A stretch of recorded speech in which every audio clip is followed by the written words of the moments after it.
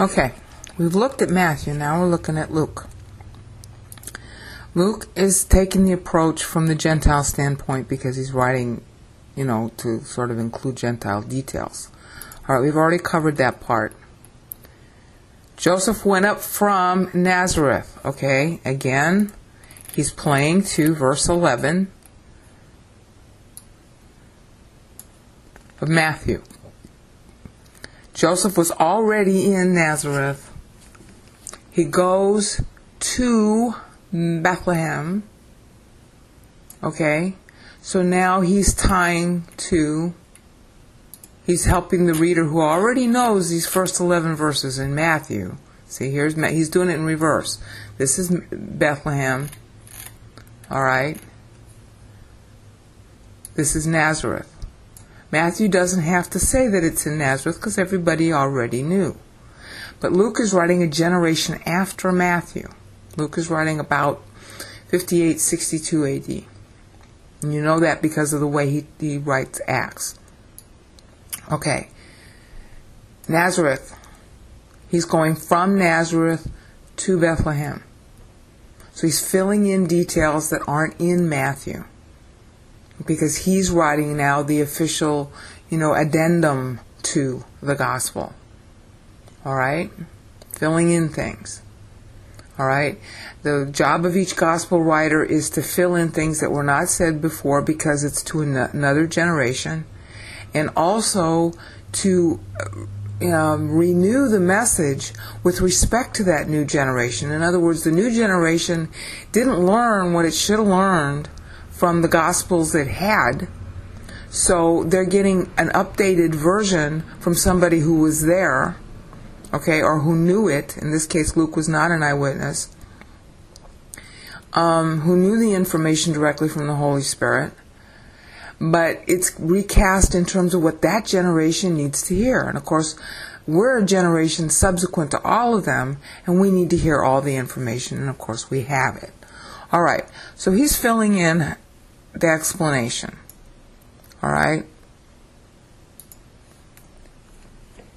Now, this is talking about the Mosaic Law, which we've already seen. All right. I'm not the Mosaic Law, but her birth. All right. So he's still tying to Bethlehem right here through verse 11. You see that?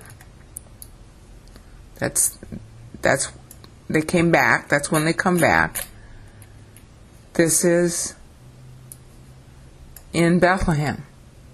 All right. Now, he is making a big point to show the contrast between the Magi who are coming to Jerusalem.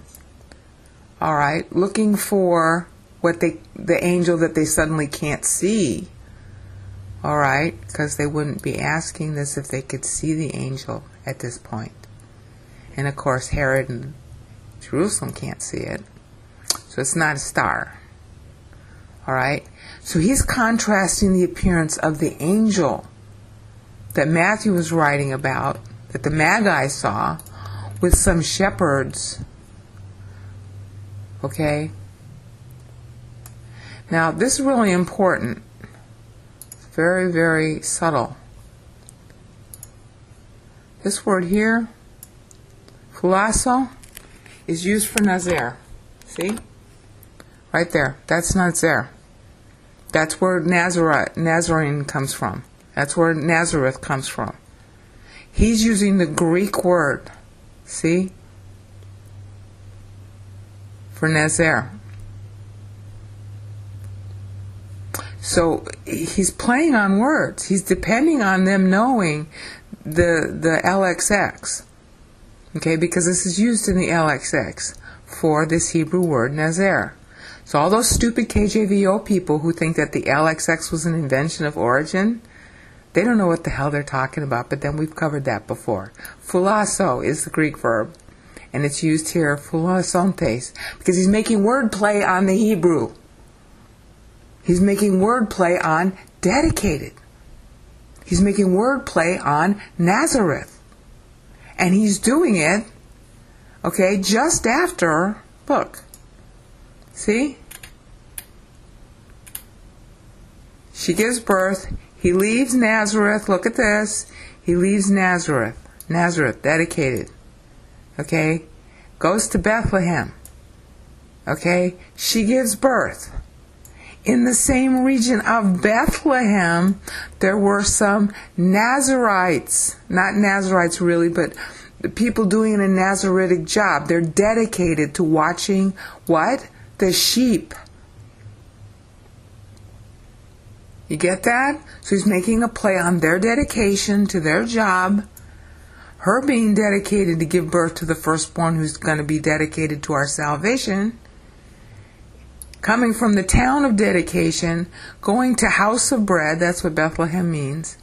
And in the same region of the house of bread, there are some dedicated shepherds, guarding, keeping watch, fulasso, used for Nazer. Okay?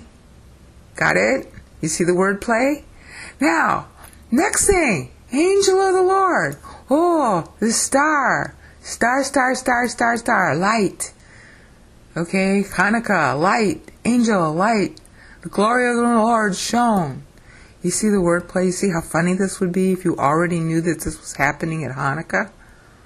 You're looking at Matthew on the left, you're looking at Luke on the right, and they're both talking about dedication and light, which are the two main symbols of Hanukkah. Okay? And here we got one angel dedicated to protecting the royal family. And here we got the head angel, okay? Because there's, see, multitude. First they only see the one. See, they see one angel, the guardian angel. And I don't know if it's the same one. Probably not. An angel of the Lord. Okay? Glory shone, light. Okay, and here's the heavenly host passing in review. So a whole bunch of angels appearing to a group of shepherds who are dedicated. You see how funny that is? You see how witty that is? And they're not appearing to the Magi. They're not telling the Magi to go to the Fatne. This is a Fatne. Fatne means manger at... Oh, wait a minute. See? Fatne. Okay? It's got a lot of meanings. Fatne means the place where you feed your animals. So it could mean stable too. Okay? Or feeding trough.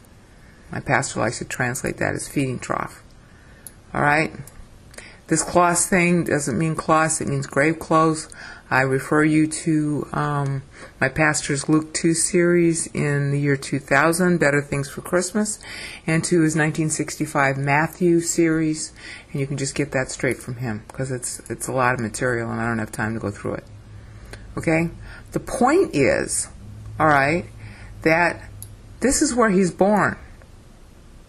Okay? The Magi aren't there. The Magi are in Jerusalem. Okay? There is one angel here, which to them looks like a star, but to all these shepherds, okay, there are a bunch of angels. Okay? See? Bunch. Whole bunch of them. Being very direct, whereas the Magi are guessing. So you see the split screen TV, you got the Magi on the left, running around Jerusalem causing everybody to be upset. And you got the shepherds being appeared to by a bunch of angels, telling them directly, go to Bethlehem and look for this baby that's lying in a feeding trough with grave clothes. Okay? And that's what they say. Oh, let's go see, let's go do this. So they came in a hurry and they found him. Alright? Now you know that the shepherds went and told everybody after that. Alright, see? Alright, and then we got the ceremony. Alright, he's got his circumcision. We saw that from Leviticus 26, fulfilling the law. Okay, their purification. Hers was another 33 days. Okay, this is all Leviticus 12.